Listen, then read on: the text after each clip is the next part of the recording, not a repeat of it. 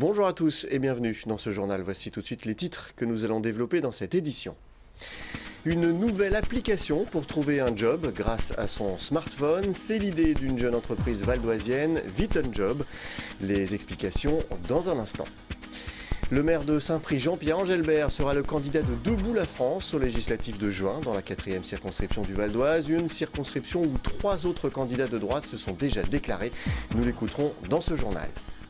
Enfin, le nombre de fraudes détectées dans le Val d'Oise est fortement en hausse en 2016. Des contrôles qui ont mis à jour 39 millions d'euros de fraude. Tous les chiffres en fin de journal. Permettre à une entreprise de trouver un salarié en 10 minutes et offrir la possibilité à une personne de dégoter un emploi grâce à un simple smartphone. C'est ce que propose l'application d'une start-up valdoisienne baptisée VitonJob. En phase de lancement, la jeune entreprise a fait appel à des élèves en alternance pour tester son application. Le reportage d'Angélique Boilet. Pas de cours ce matin-là pour Chloé, Loïc et Antoine. Ces élèves en alternance, en première année BTS, négociation en relation client, partent à la chasse pour le compte de leur établissement scolaire. Leur mission du jour, promouvoir les formations en alternance de leur centre de formation, AFIDA, basé à Argenteuil, et trouver des futurs élèves pour la rentrée prochaine. Nous, ce qu'on propose, c'est des formations en alternance. Donc, tu as un salaire à la fin du mois. C'est ce que je cherche, moi. Tu as 1350 heures de formation, une semaine, 2 jours en CFA, 3 jours en entreprise. Ce qui fait que tu ne t'ennuies pas.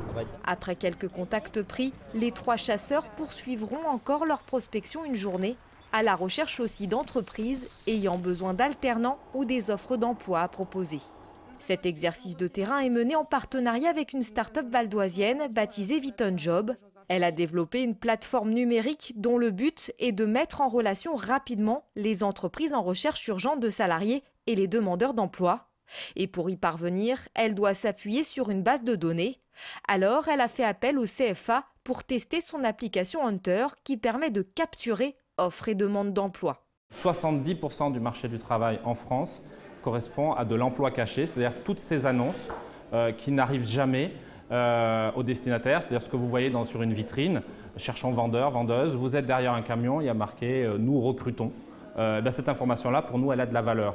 Et donc, si elle est collectée par des personnes, nous, on est capable de la diffuser à ceux qui peuvent être destinataires et qui correspondent au profil recherché. Et VitonJob ne propose pas seulement de faire correspondre demandes et besoins, elle se charge aussi de régler les formalités administratives liées à une embauche. Un manager qui apprend que son salarié est malade, il a en fait une double peine, c'est-à-dire qu'il doit passer du temps à recruter, il doit peut-être contacter une agence d'intérim qui n'a pas forcément le profil et qui mettra peut-être 3 jours à lui proposer, en moyenne, 3 jours à lui proposer un profil. Et donc finalement, les managers qui se trouvent dans cette situation ont une double peine. Ils perdent du chiffre d'affaires ou ils perdent de la qualité de service. En 10 minutes, il est possible pour nous de recruter un profil qualifié et de faire en sorte que cette personne-là soit en statut salarié, c'est-à-dire avec un contrat de travail et un bulletin de paye. La start-up propose actuellement son outil aux divers réseaux d'intérim. En politique maintenant, Jean-Pierre Engelbert, candidat aux législatives de juin. Le maire de Saint-Prix et président de Debout la France dans le Val d'Oise représentera le mouvement de Nicolas Dupont-Aignan dans la 4e circonscription. Un choix de conviction pour défendre une alternative de droite gaulliste dans une circonscription où 2 candidats, les Républicains et un centriste, sont déjà dans la course. Alors 4 candidats de droite, n'est-ce pas trop? Je vous propose d'écouter Jean-Pierre Engelbert au micro de VOTV. Moi, je ne suis pas un homme politique professionnel, je suis médecin. Et je tiens à dire que c'est mon vrai métier, c'est celui qui me fait vivre, qui fait d'ailleurs bien mieux vivre que n'importe quel mandat. Donc je suis assez indépendant par rapport au carriérisme politique. Ça, c'est une première différence de profil, une différence de conviction aussi, parce qu'en effet, je milite depuis des années avec Nicolas Dupont-Aignan pour une droite gaulliste qui soit plus souveraine, qui se fasse moins marcher sur les pieds par une Europe un peu surpuissante et qui contrarie nos intérêts. Ça, c'est une vraie différence de conviction. Et puis, cette conviction, elle nous porte aussi à défendre des valeurs que je ne retrouve pas tout à fait dans la droite classique, qui nous a beaucoup déçus. Sur quoi? Sur l'autorité, sur la probité et sur la méritocratie. Et puis toujours en politique, l'adjoint au maire d'Argenteuil, Philippe Métézo, a annoncé sa candidature aux élections sénatoriales qui auront lieu en septembre prochain. Le vice-président du conseil départemental souhaite devenir le porte-parole de tous les maires qui doivent relever des défis quotidiens avec des ressources de plus en plus limitées. Philippe Métézo souhaite également défendre le Val d'Oise au Sénat, un département qui mérite d'être considéré à sa juste valeur. Le nombre de fraudes détectées en hausse dans le Val d'Oise en 2016. Le comité départemental antifraude, le CODAF, a mis à jour 39 millions d'euros de fraudes aux prestations sociales, des fraudes fiscales et des fraudes également concernant le travail dissimulé. Un nouveau record pour le département. Toutes les explications dans ce reportage. 4125 personnes et 1492 entreprises ont été contrôlées en 2016 par le comité opérationnel départemental antifraude. Des vérifications qui ont permis de constater 1434 personnes en situation de travail illégal et 354 en situation irrégulière. À la suite de ces enquêtes, 3,6 millions d'euros ont été saisis au sein du patrimoine des fraudeurs. Les secteurs les plus contrôlés par les administrations ont été le bâtiment avec 36% des contrôles, suivi par le commerce alimentaire, 15%, et les garages ou vendeurs de véhicules d'occasion, 13%. Au total, 39 millions d'euros de fraude ont été relevés. C'est davantage que les années précédentes. 36 millions d'euros avaient été détectés en 2015 et 19 millions en 2014. Voilà, ce journal est terminé. Je vous en rappelle le principal titre. Une nouvelle application pour trouver un job grâce à son smartphone. C'est l'idée d'une jeune entreprise valdoisienne, VitonJob. En phase de lancement, la jeune entreprise a fait appel à des élèves en alternance pour tester son application. Merci d'avoir suivi ce journal. N'oubliez pas que l'info continue sur notre site internet vonews.fr. À demain.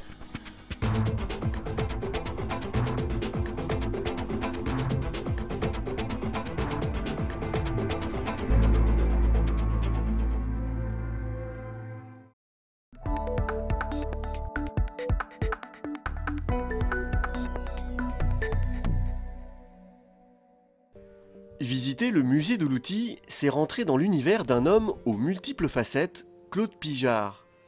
Après avoir été carrossier, Claude revient à ses premiers amours, le travail du fer. Il ouvre sa forge et se met à collectionner les outils agricoles pour en comprendre les techniques de fabrication. Au fur et à mesure, la collection s'étoffe avec l'envie de partager ses deux passions. En 1977, il ouvre avec sa femme son musée de l'outil. Claude Pijard, c'est un collectionneur, mais avant d'être un collectionneur, c'est un forgeron. Et nous sommes dans sa forge, dans laquelle il a œuvré toute sa vie pour forger toutes sortes d'outils, toutes sortes d'objets en fer. Et cette forge ouvre, en fait, c'est la première salle qui ouvre les collections permanentes, le musée de l'outil créé par Claude Pijard. Enclume, hache, fer à gaufre, le musée présente 1500 outils artisanaux. Ils ont appartenu à des tonneliers, des sabotiers, des éleveurs ou des maréchals ferrants. Transmis de génération en génération, ces outils racontent le savoir-faire d'une société rurale tombée dans l'oubli. Le travail du fer et du forgeron y tiennent une place particulière.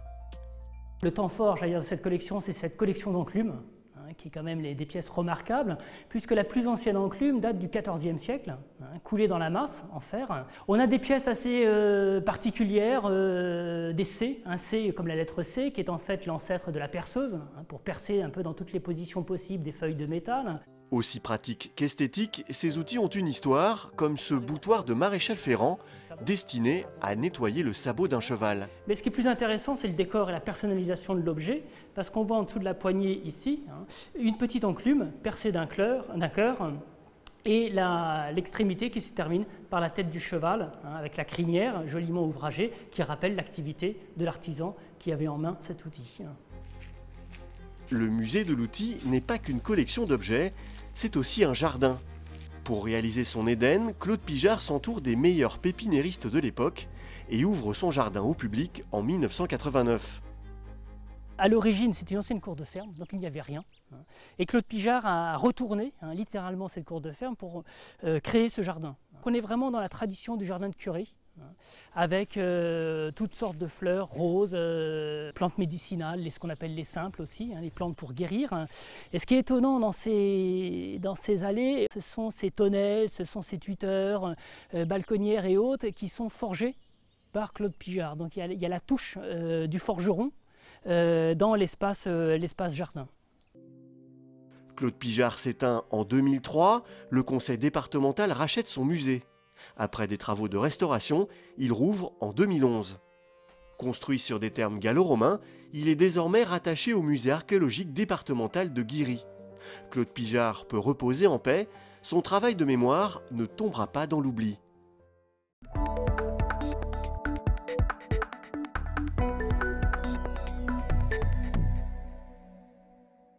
Amoureux de la petite balle blanche, préparez vos clubs et vos chaussures. Un nouveau golf vient de voir le jour dans le Vexin. Situé à Maudétour, dans le parc naturel régional, il propose un parcours classique de 18 trous, mais dans un cadre d'exception. L'aboutissement d'une histoire qui a commencé il y a bien longtemps. L'histoire de la construction de ce golf a été relativement difficile. La propriétaire donc de ce golf, Madame Truffaut, a suivi un véritable parcours du combattant pendant près de 27 ans. Et voir ce golf ouvrir aujourd'hui, c'est incontestablement un véritable événement et un aboutissement particulièrement heureux pour Madame Truffaut. Dessiné par l'architecte Robert Berthet, créateur d'une cinquantaine de golfs, ce parcours de 75 hectares respecte avant tout de nombreuses contraintes environnementales. Les pierres du parcours proviennent du creusement de la retenue d'eau. Ce mini-barrage assure de manière autonome l'arrosage de certaines parties du golfe. Toujours dans cet esprit d'équilibre biologique, le parcours n'a pas de bunker de sable. C'est une volonté délibérée de l'architecte Robert Berthet. J'y verrai deux avantages. Un avantage en termes de l'entretien du parcours, car bien sur un golf, on va dire, avec des bunkers en sable, vous pouvez compter une bonne cinquantaine de bunkers, donc ça demande de l'entretien.